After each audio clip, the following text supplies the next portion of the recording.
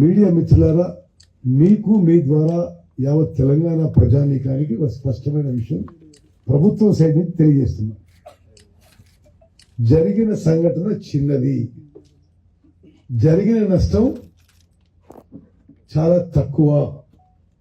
సరే, అది కూడా బాధాకరం. కానీ ఒకటి రెండు నెలలు ఆలస్యం తప్పితే ఎంత నష్టం జరిగినా అది కాంట్రాక్టర్ కంపెనీ భరిస్తుంది.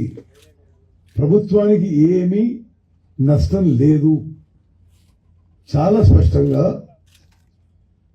ఈ ప్రాజెక్టు ఇంకా పూర్తి కాలేదు, నిర్మాణంలో ఉంది. నిర్మాణంలో ఉన్న ప్రాజెక్టు పూర్తి చేసి అన్ని విధాలుగా పూర్తయిన తర్వాత ప్రభుత్వానికి అప్పచెప్పాలి. ప్రస్తుతం నిర్మాణంలోనే ఉంది. మరి జరిగిన సంఘటన, యాక్సిడెంట్ దురదృష్టకరం, బాధాకరం. కానీ ఆ విషయాన్ని ఏదో జరిగిపోయినట్టు కొంతమంది అపోజిషన్ లీడర్స్ మాట్లాడుతున్నారు. కొంత స్పష్టంగా క్లారిటీ ఇస్తున్నా.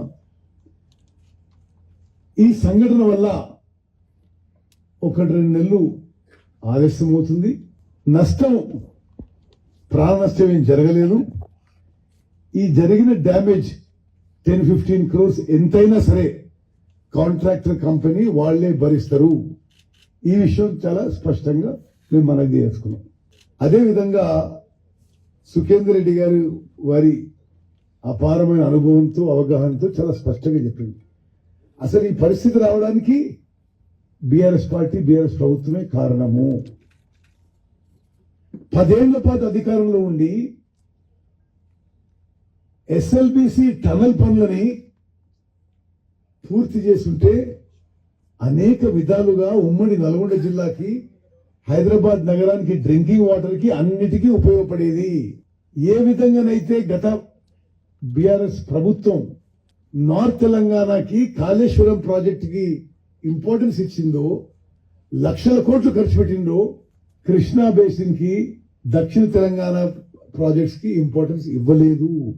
దాని కారణంగా ఎస్ఎల్బిసి టనల్ పూర్తి కాలేదు. ఈ ప్రభుత్వం పక్షాన, ముఖ్యమంత్రి రేవంత్ రెడ్డి గారి పక్షాన ఒక స్పష్టమైన హామీ ఇస్తున్నాము. ఈసారి మా టైంలో ఎట్టి పరిస్థితుల్లో ఎస్ఎల్బిసి టనల్ పనులు పూర్తి చేస్తాము. అదేవిధంగా డిండి లిఫ్ట్ ఇరిగేషన్ స్కీమ్ కూడా మేము పూర్తి చేస్తాము.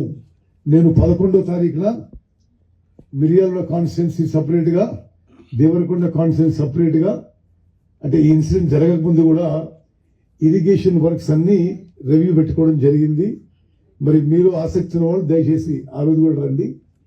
ఇక్కడ ప్రధానంగా చెప్పేది ఏంటంటే, అసలు ఎందుకు అపోజిషన్ లీడర్స్ మొత్తుకుంటున్నారో అర్థం కావడం. ఎందుకంటే డిజైన్ చేసింది మీరు, కాంట్రాక్ట్ ఇచ్చింది మీరు, నిర్మాణం అయింది మీ హయాంలో. మరి మీ కమిషన్ల కక్కుర్తో మరొకటి, ఒక రీటైనింగ్ వాల్ కొలాప్స్ అయింది. అది కూడా మీ హయాంలోనే కట్టింది. డిజైన్ కూడా మీరే చేసిండ్రు, కాంట్రాక్ట్ కూడా మీరే ఇచ్చిండ్రు. ఒక్కసారి ఆలోచన చేయాలి. సుఖేందర్ రెడ్డి గారు చెప్పిన మాటలు నేను గుర్తు చేస్తున్నా. 2014లో అధికారంలోకి వస్తే ఎలక్షన్స్ వచ్చే 1-2 సంవత్సరాల ముందు ఈ పనులు మొదలుపెట్టడంలో మతలబు ఏముందో ఆలోచన చేయాలి. మరి అయితే డిజైను, నిర్మాణము మీరు చేసిండ్రు.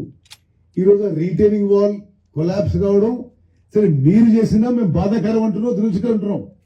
కానీ స్పష్టమైన హామీ ఇస్తున్నాము. ఇది ఈ సంఘటన వల్ల ఎంత నష్టం జరిగితే అంత మొత్తం కాంట్రాక్టర్ కంపెనీయే భరిస్తుంది. ప్రభుత్వానికి, ప్రజలకి ఏమీ నష్టం ఉండదని చెప్పి చాలా స్పష్టంగా మనం చేస్తున్నాం.